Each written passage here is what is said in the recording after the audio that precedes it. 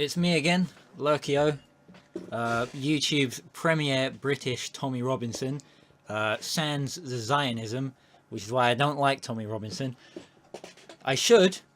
He's an English nationalist, but he's also a Zionist. And that dramatically cancels out the other thing.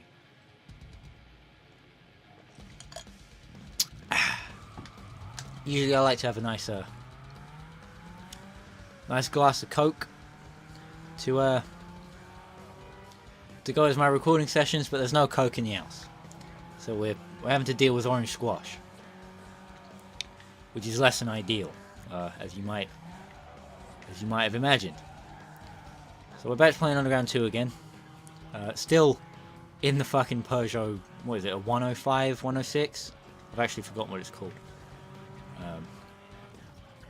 As you may be able to tell, I'm not a particular aficionado of shitbox hot hatches from the early 2000s. I prefer, as we should all know by now, I much prefer Jap crap. So, you know, plus all the Peugeots are named the same. I don't know how you can like a car company that just names things by adding an extra number onto the name they gave the last thing. I don't know what that's about. But we're not here to talk about that. We're here to, you know, my usually autistically good knowledge of cars isn't going to come into play today because we're playing an arcade game first and foremost, but also because we're playing Need for Speed and all the cars are pretty much balanced. You know, everything's cool that way. I'll talk about my near-death experience later. First I want to talk about what I'm thinking of doing with the Peugeot, and the answer to that is little, I think. What kind of emails are you sending me? Who's emailing me in the car? Oh, I guess no one. Because I'm pretty sure in last week's episode, which I recorded a solid month ago, that I unlocked another free car slot. So I guess instead of wandering around and finding a race, we'll go to the car shop and see if I can pick up anything. And if there's nothing interesting to pick up, then I'm going to spend this week trying to get some rims and a paint job for my Peugeot. How long has it been? 3 minutes already. So I've got about 10 minutes if I want to get rims and a paint job on the Peugeot. Let's see. 206. 106. That's what I have. Everyone remember 106. Nope. It's just these, which you literally don't even have to touch to complete the game. They're entirely superfluous. Kind of like the motorbike jump scene in The Great Escape, just no purpose apart from it looks cool, kinda. Except, you know, SUVs, not cool. Mechs, on the other hand, definitely cool. We can talk about mechs. Because I've watched a lot of, you know, 80s science fiction anime. It's kind of my jam. I really like a lot. How do I... I'm going to have to turn around. Oops. Forgot where the handbrake was. I was riding my bike around yesterday and I got a dead throttle arm. So I took it off the handlebars to shake it about, you know, and try and bring it back to life. Kind of like some straight Evanescence type deal. And then I went to grab the handlebar and my hand wasn't where I thought it was. That was a bit of a moment, shall we say. I was talking about mechs. Alright, so yeah, I've watched me some cyberpunk kind of 80s sci-fi stuff. I've seen Cyber City Oedo. I've seen the first season of Bubblegum Crisis. Don't know why I haven't watched any more of Bubblegum. I forgot what the shortcut was, or if there even is one.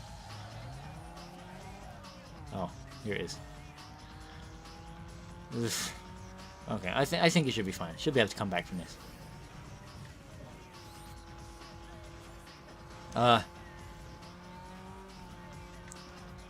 Yeah, I've seen the first Bubblegum Crisis, the original set of episodes.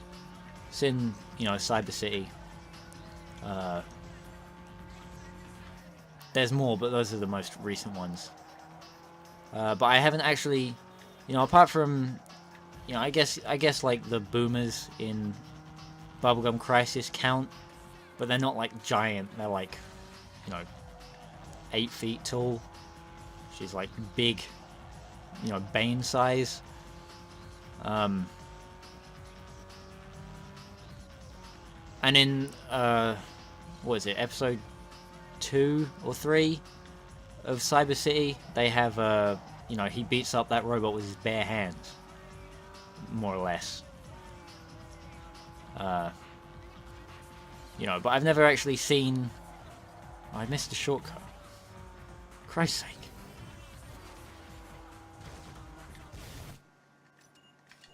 Never actually seen a show where the whole point was, you know, we're gonna pilot these mechs and we're gonna fight in them. I mean, you know, they fight in mechs in Bubblegum Crisis, but they're not really mechs. They're more like power armor. There's a difference between these things, I swear. And none of the robots were giant anyway. And part of the appeal of mecha shows is the giant robots. So then there weren't any of those in any shows I've watched up till now. But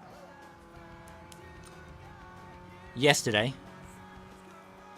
I finished Gunbuster, and I finished the show in 2 days because I watched episode 1 and 2 on Tuesday. No, I watched episode 1 and 2 on Monday, and then, you know, I came home for lunch on Wednesday and I watched episode 3, and I was like, I have to finish this today. So after I got home from school, I just completed the rest of the show, and it was fucking incredible. Gunbuster is a fantastic show, and everyone should watch it. Six episodes, but I think it's perfect length. You know, it doesn't outstay its welcome, but it tells its story good. Fucking, I love Gunbuster. Alright, it was perfect. I wouldn't change a damned thing. And it was also my 100th completed anime, and I remember saying a long time ago that once I completed 100 anime, I'd start linking my anime list account in the description. So I'm going to start doing that. Starting with this video, probably. And then, you know, and then we'll go from there. We can be a 3 parts shit racing game blogging channel, and 1 part sick classic anime talk time. I think I'd like that. I'd like that a lot.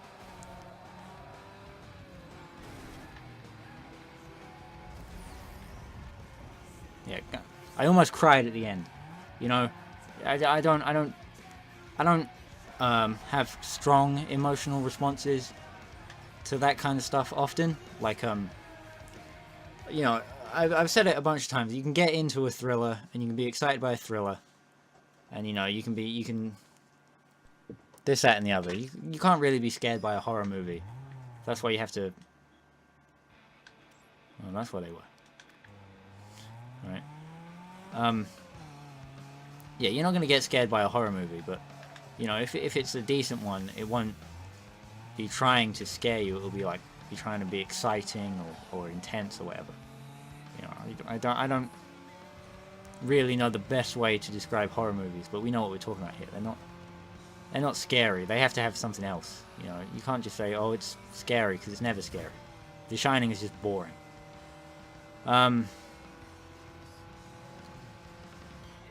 But yeah, you know, I'll get into it, but I won't, you know, be too strong into it. But then, every so often, you know, you get a Gunbuster where it's an emotional roller coaster, you guys. I'm telling you. And the end, oof, the end was good. I like the end a lot. That's my piece about Gunbuster. I got into Gunbuster. I got really into Gunbuster. Oof. Yeesh, Jesus, did I get into Gunbuster?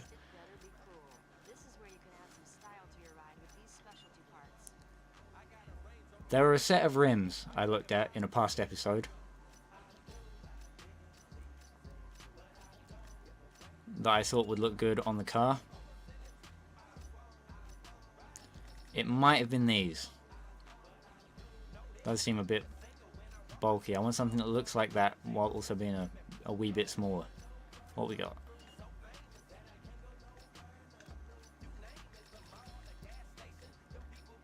And if there's nothing, I'll just chuck them on. Yep, looks like it's going to have to be those. OZ, the Opera 2, Pat Lip. We'll go for 16 inch. Yes, please.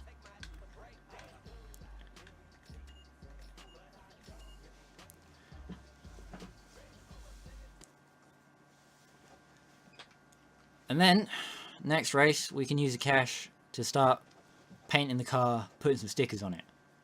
You know, this is my top tier UK scene Peugeot 106 build. But I hope everyone's pumped to see the conclusion too. It's going to be good. I'm thinking I'm going to paint it like gold, maybe. I don't know. I don't know about the paint yet. I haven't decided on paint. I also haven't decided how you're actually supposed to find these car parks where they hide the races. I mean, it's pretty clever that they, you know... I mean, if you were a real street racer, you wouldn't just, like, start lining up all your cars in the middle of the street and just waiting for everyone to show up. You know, you start out by everyone meeting up in a car park and everything, which is nice, but sometimes they take a wee bit of work finding your way into. That's all I'm gonna say before I embarrass myself and come off looking like a moron for my navigational skills. But I come off looking like a moron for my navigational skills more often than not because I needed to buy gasoline from my bike today. And I was going to go all the way down. Well, there's a petrol station. I've talked about it before because I embarrassed myself there by forgetting my PIN number, and then I had to walk home to get some cash.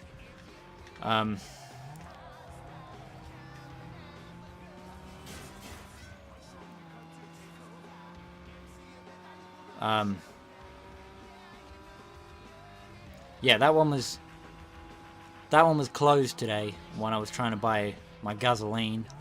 I didn't see what they were doing because, like, if they have to refill the tank, don't they have to, like, dig up all the concrete stuff? You know, I don't. Well, maybe not. Anyway, it was fenced off, and there were cones, and there was looked like a cement mixer. Well, no, there was a big lorry. Don't know if it was a cement mixer. Cement mixers have like a specific look. I watched Bob the Builder when I was younger. I know about cement mixers.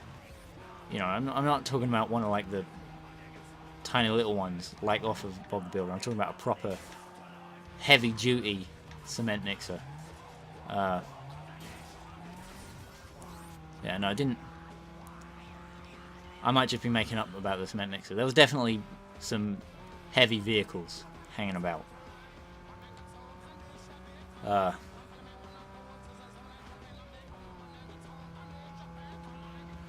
So I went past that, and I thought to myself, shit, now where am I going to get my gasoline? I like to call it gasoline, because I'm a big fan of Mad Max. I didn't know. I didn't have a plan. And then I thought, aha, there's a petrol station down the end of the road I used to live on. So I'll just keep going down this road, and eventually I'll get down there. And then as I'm going down there, like heading in that kind of general direction, I went past a petrol station that I'd never noticed before. So I stopped there. Which isn't very interesting of a story, but I did feel like a twat. You know, planning to ride about 5 miles to try and find some kind of petrol station. I'm not very talkative today. I don't know what that's about. I should be. I haven't recorded for a week. I haven't barely even talked to anyone this week.